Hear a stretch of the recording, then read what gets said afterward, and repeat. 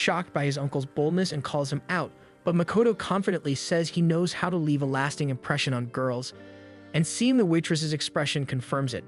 Flustered, Akiteru excuses himself to the bathroom to calm down. He closes his eyes to forget what he just saw, so he fails to notice the sign saying the lock is broken. He opens the door without thinking and accidentally walks in on Mashiro, who's still sitting on the toilet. Before he can react, Mashiro punches him in embarrassment. Meanwhile, at Akiteru's office, Iroha is bored since he's not around to mess with. A colleague asks her about their relationship, but she firmly says there's nothing going on.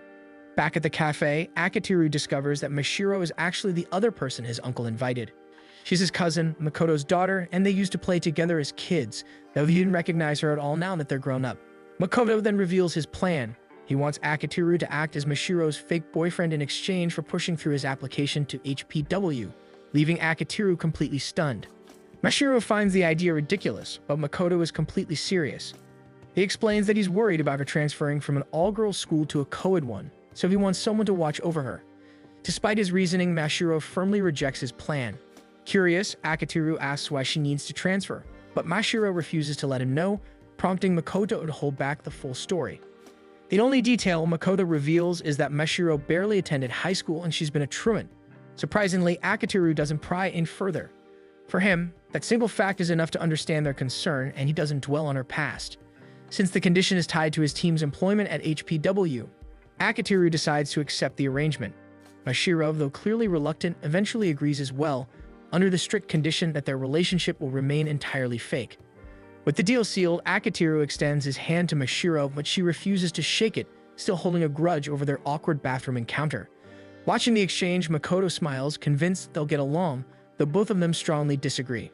But before leaving, Makoto reminds Akiteru that as Mashiro's fake boyfriend, any real romantic moves are strictly forbidden. Akiteru doesn't see this as a problem, considering Mashiro clearly dislikes him anyway.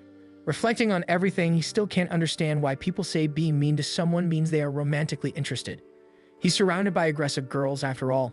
Nonetheless, his fake boyfriend job starts tomorrow. The next day, Akiteru is greeted by Iroha, who immediately senses that something's off. She tries to pry, guessing that his mood has something to do with the meeting.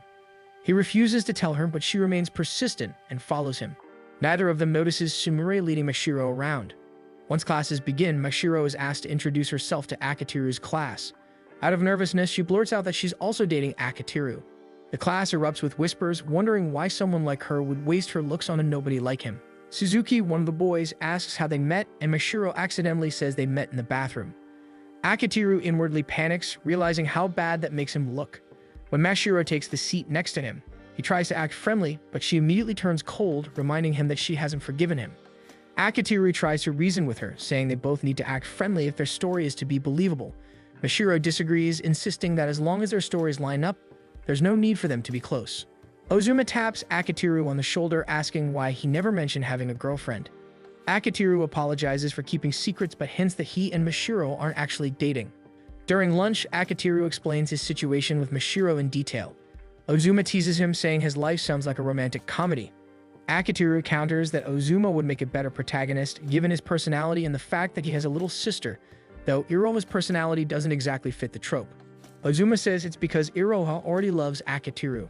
Akiteru flatly denies the idea, but Ozuma just smiles and excuses himself to buy lunch. Suzuki approaches Akiteru, asking how he managed to get a girlfriend when everyone